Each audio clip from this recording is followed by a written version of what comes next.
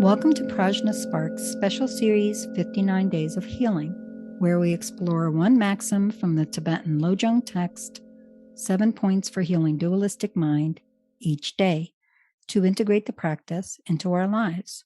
Today is day 51. We're in the midst of point 7, tips. Maxim 51 reads, "Here and now, practice what matters."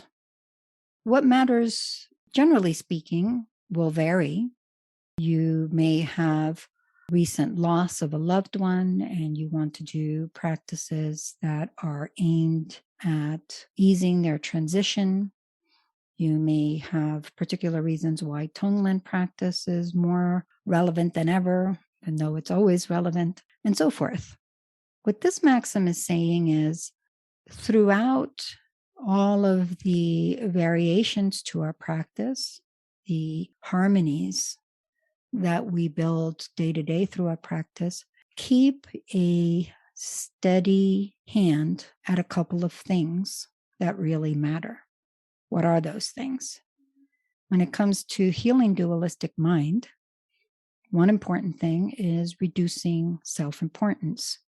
Some of that happens just naturally as we engage with the maxims wholeheartedly in a far-reaching and profound way.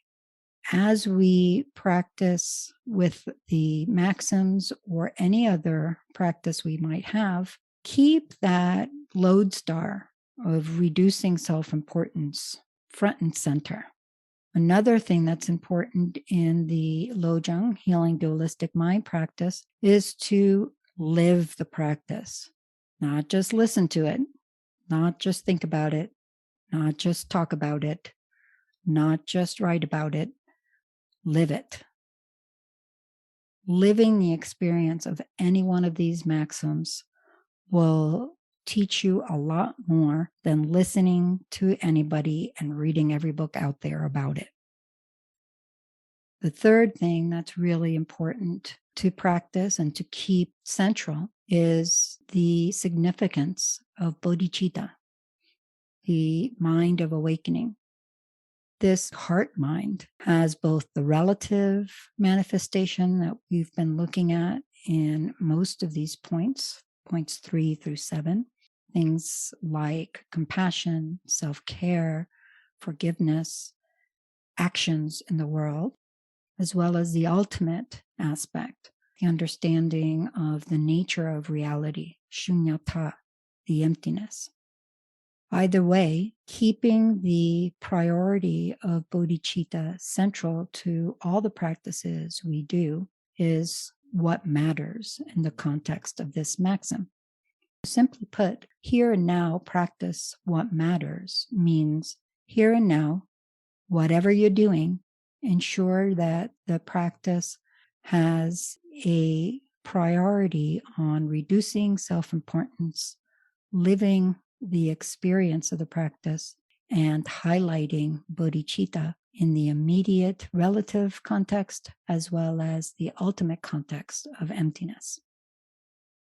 Here we are, 51 maxims in, and there's been a lot of detail in all of this. And so I sort of appreciate this reminder of, okay, what's important here? What should be the framework for all of these other things? Because I can see how it could be easy to just kind of get lost in there's so many maxims and there's so much to say about all of them. So is that sort of the idea of doing it at this point to bring us back to that?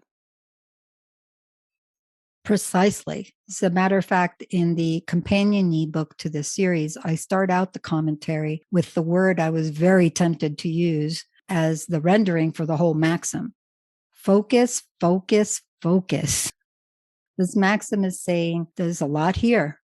It's easy to get lost. If you're ever at a loss, you're working with this practice, maybe today you're working with maxim 19. It gets away from you, or life is too much. Maxim 51 can be branded on your meditation cushion. Reduce self-importance, live the experience of the maxims, and prioritize bodhicitta. Focus, focus, focus. It's the sort of why of a lot of the maxims also. If you're like, I can't remember, why am I supposed to not do backbiting? And why am I supposed to lay blame at the feet of the one and only culprit? And I can't remember what that means. Then it seems like you can just come back to this and it will remind you what is important about that and why it's important.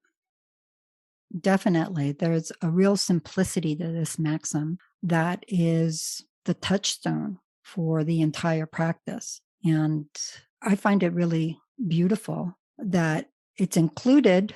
And I also kind of like that it's not number 1 or number 59. It's kind of in there somewhere as one of the tips to use.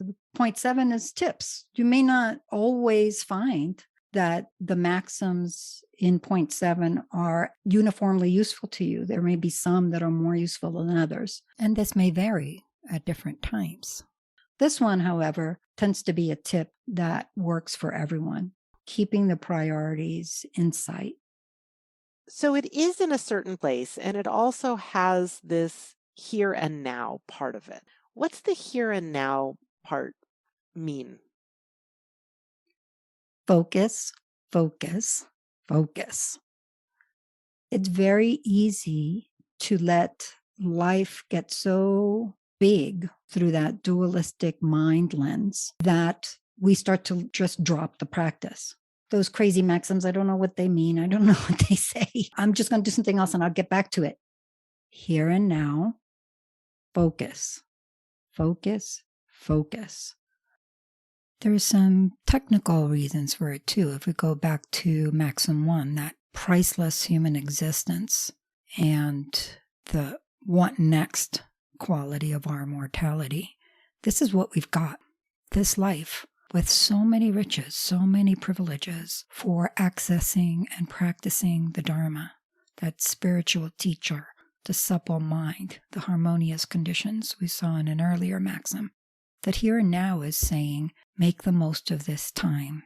There's this quality that comes in when all the rest of them are starting to slip through my fingers like sand. Reduce self-importance, live this experience, prioritize bodhicitta. There's something so grounding, so here and now about those points that it brings me to the present moment instead of getting scattered to the winds. This has been Yeshe and Tanya on day 51 of PRAJNA SPARKS Special Series, 59 Days of Healing. Tune in daily for more maxims from the Tibetan Lojong text, 7 Points for Healing Dualistic Mind. Check the episode notes for more resources, follow us on Twitter, Instagram, and Facebook at PRAJNA SPARKS, and email us, sparks@prajnafire.com, with any questions. May all beings benefit.